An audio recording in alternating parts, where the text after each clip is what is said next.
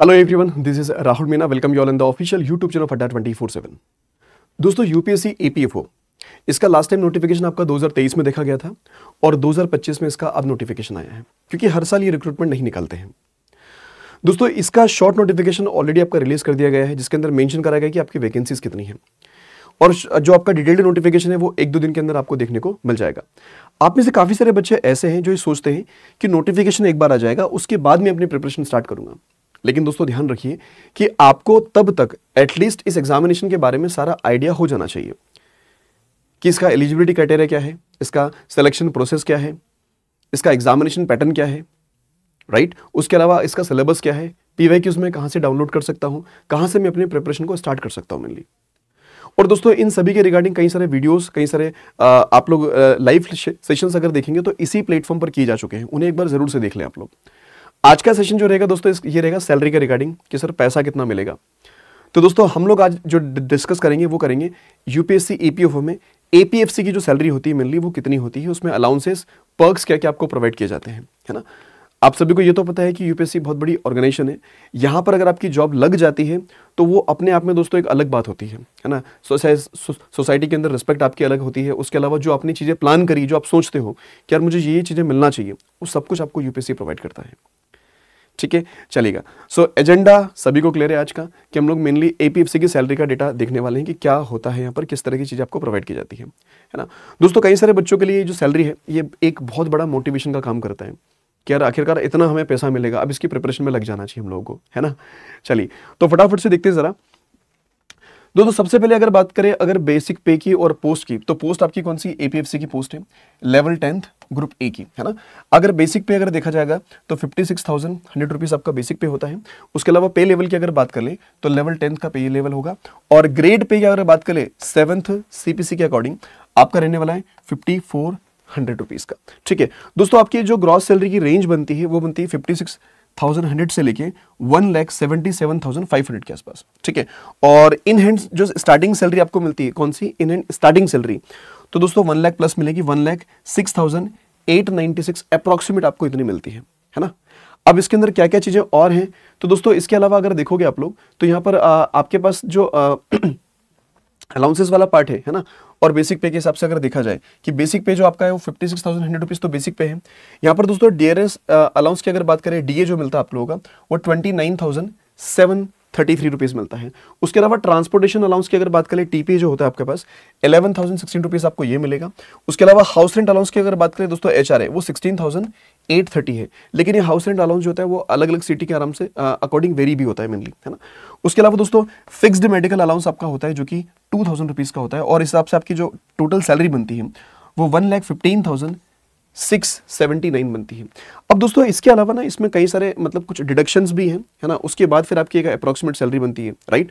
तो वो एक बार जरा हम लोग अगर देख लें एक बार, है ना। सो देखिएगा, अगर आप देखोगे यहाँ पर तो जैसे आपसे कहा कि जो आपका बेसिक पे होता है दोस्तों वो कितना है, 56,100 रुपीज आपका बेसिक पे है। डीए जो आप लोगों का बन रहा है वो 29,733 है। उसके अलावा टीपीए की दोस्तों अगर बात करेंगे आप लोग तो 11,016 रुपीज आपका क्या है, टीपीए है। उसके अलावा एचआरए जो आपको मिलने वाला है वो होता है 16,830, और जो आपका ये एफएमए है ये आपका 2,000 रुपीज का। तो इस हिसाब से आपकी सैलरी अगर देखोगे तो दोस्तों वही बनती है कि 1,15,679 और दोस्तों इसमें डिडक्शंस अगर देखेंगे तो एक तो पेंशन वाला पार्ट होता है आपके पास में जो कि 8,583 का होता है, और उसके अलावा दोस्तों ये जो टैक्स होता है आपका 200 का।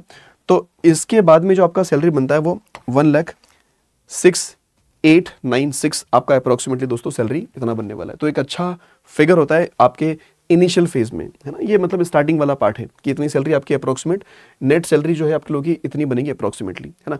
इसके अलावा दोस्तों अगर आप अलाउंसेस की और भी अगर बात करेंगे और पर्क्स की अगर बात कर ले तो देखिए जैसे अलाउंसेस में अगर हम लोग देखें तो एक होता है पर्सनल पे का, ठीक है, जो कि मतलब एडिशनल पे आपको दिया था आपके एक्सीलेंट सर्विसेज के लिए, तो ये आपको प्रोवाइड किया जाता है। स्पेशल पे आपको यहाँ पर प्रोवाइड किया जाता है, ठीक है, आपकी मतलब स्पेशल नेचर और ड्यूटीज की वजह से। उसके अलावा डेपुटेशन अलाउंस यहाँ पर प्रोवाइड किया जाता है, डीएनएस डी आपको प्रोवाइड किया जाता है, ट्यूशन फी अलाउंस आपको यहाँ पर प्रोवाइड किया जाता है, स्मॉल फैमिली अलाउंस आपको दोस्तों प्रोवाइड किया जाता है, ठीक है, जो भी एम्प्लॉयज रहते हैं यहाँ के। उसके अलावा जो एचआरए वाला पार्ट है, ट्रांसपोर्टेशन अलाउंस हो गया, वॉशिंग मशीन अलाउंस भी आपको यहाँ पर प्रोवाइड किया जाता है। साथ साथ ही फिक्स्ड मेडिकल अलाउंस जैसा हमने पहले भी देखा था, है ना, और सिटी कंपनी अलाउंस आपको CCA भी यहाँ पर प्रोवाइड किया जाता है। तो ये सारे के सारे क्या दोस्तों अलाउंसेस हैं। उसके अलावा भी अगर आप देखोगे कई सारे यहाँ पर पर्क्स भी आपको मिलते हैं, जैसे मेडिकल बेनिफिट्स मिलता है फैमिली को आपको, ठीक है। उसके अलावा इंश्योरेंस कवर में आपको मिल जाता है यहाँ से, ठीक है। लीव ट्रेवल कंसेशन आपको LTC जो है वो एनुअली आपको प्रोवाइड किया जाता है दोस्तों यहाँ पर, है ना। उसके अलावा प्रोविडेंट फंड, है ना, नेशनल पेंशन स्कीम्स का बेनिफिट आप ले सकते हैं, है ना, जो भी पेंशन के बेनिफिट्स होते हैं वो आपको यहाँ पर मिलते हैं। उसके अलावा दोस्तों फिक्स्ड लीव्स होती है आपकी पूरे 1 साल के अंदर, है ना, जो आप लोग ले सकते हैं अपने अकॉर्डिंग, अलग अलग तरह की, मतलब 6-7 तरह की जो इसमें लीव्स होती है वो भी आपको प्रोवाइड की जाती है ना। तो इतना सब कुछ है, ठीक है। लेकिन इन सबको पाने के लिए दोस्तों आपको मेहनत तो करना पड़ेगी अभी, और अभी टाइम ऐसा है कि हमें इसकी प्रिपरेशन में लग जाना चाहिए, क्योंकि दोस्तों इसका जो फेज़ 1 का जो एग्जामिनेशन रहेगा आप लोगों का, वो कहीं ना कहीं नवंबर में रहेगा, और मे बी शायद कि 30 नवंबर के आसपास इसका टेंटेटिव रहेगा कि 30 नवंबर के आसपास आपको क्या देखने को मिलेगा, इसका फेज़ 1 का एग्जामिनेशन। तो हमारे पास टाइम काफ़ी है अभी, अगस्त है, सितंबर है, अक्टूबर है, फिर नवंबर है, मतलब 4 महीने का टाइम ड्यूरेशन हमारे पास है अभी। तो इस एग्जाम को आराम से क्रैक किया जा सकता है। अपना मन बना लीजिए, पहले अपनी एलिजिबिलिटी देख लीजिए, उसके बाद में अपनी प्रिपरेशन में लग जाइए। अगर सेल्फ स्टडी कर रहे हो तो अच्छी बात है, आप लोग कम से कम टेस्ट सीरीज जरूर से परचेस कर लीजिएगा, और अड्डा 24/7 की एप्लीकेशन आपको जरूर से डाउनलोड कर लीजिएगा, क्योंकि वहां पर कई सारा फ्री कंटेंट आपको मिलता है हर एग्जाम की प्रिपरेशन कराने के लिए। Otherwise you can enrol in our paid batches, है ना। तो दोस्तों हमारे जो पेड बैचेस है वो आपके स्टार्ट हो जाएंगे कब से, 8 अगस्त से स्टार्ट होने वाले हैं। जो हमारे पेड बैचेस हैं ये 8 अगस्त से स्टार्ट होने वाले हैं आप लोग के, ठीक है। सो ये APFC के लिए और EO दोनों के लिए लॉन्च करे गए हैं आप लोग के, है ना। आपको दोस्तों ये एक रेफरल कोड होगा Y710, इसका यूज करके इन बैचेस में आप एनरोल कर सकते हैं, ठीक है। आपको 80% का डिस्काउंट, डबल वैलिडिटी और 3 मंथ की एक्स्ट्रा वैलिडिटी भी मिलेगी। अच्छा, कैसे एनरोल करना है सर, एक बार जरा वो हम लोग देख लेते हैं। सो दोस्तों फर्स्ट ऑफ ऑल आपको विजिट करना होगा अड्डा 24/7 की वेबसाइट पर, है ना। विजिट करिए, फर्स्ट लिंक पर क्लिक करिए आप लोग, और फर्स्ट लिंक पर क्लिक करने के बाद ऑल कोर्सेज में जाइए, लेफ्ट हैंड साइड को थोड़ा स्क्रॉल डाउन कीजिएगा और रेगुलेटरी बॉडीज रेशो नजर आएगा। यहीं पर दोस्तों आपको UPSC EPFO देखना है, तो ये रहा UPSC EPFO, आपने इसमें एनरोल कर लीजिएगा, है ना। और यहां पर जाने के बाद दोस्तों आपको यहां पर बैच मिलेगा UPSC EPFO APFC EO ये आपका लाइव बैच है आपका, बेसिकली आप इसमें एनरोल कर सकते हैं, ठीक है। और दोस्तों देखो, अब ये मत सोचिएगा कि सर बैच अगर इतना 8 अगस्त से स्टार्ट हो रहा तो मैं तभी एनरोल करूंगा, भाई वेट क्यों करना, जितना जल्दी एनरोलमेंट कर लोगे उतना बेटर होगा आपके लिए, ताकि चीज़ें आप लोग थोड़ा खुद से भी एक्सप्लोर करते रहो, है ना। तो आपको जाना है बाय नाउ पर, और दोस्तों यहाँ पर एक कूपन कोड इंटर करना होगा, रेफरल कोड आपको इंटर करना होगा, and that should be Y710, okay, Y710 इसको अप्लाई कर दीजिएगा। तो आप देखेंगे काफ़ी ज़्यादा डिस्काउंट के साथ ये पूरा का पूरा बैच आपको मिल जाने वाला है, ठीक है। और रेफरल कोड का विशेष तौर पर ध्यान रखिएगा दोस्तों, है ना।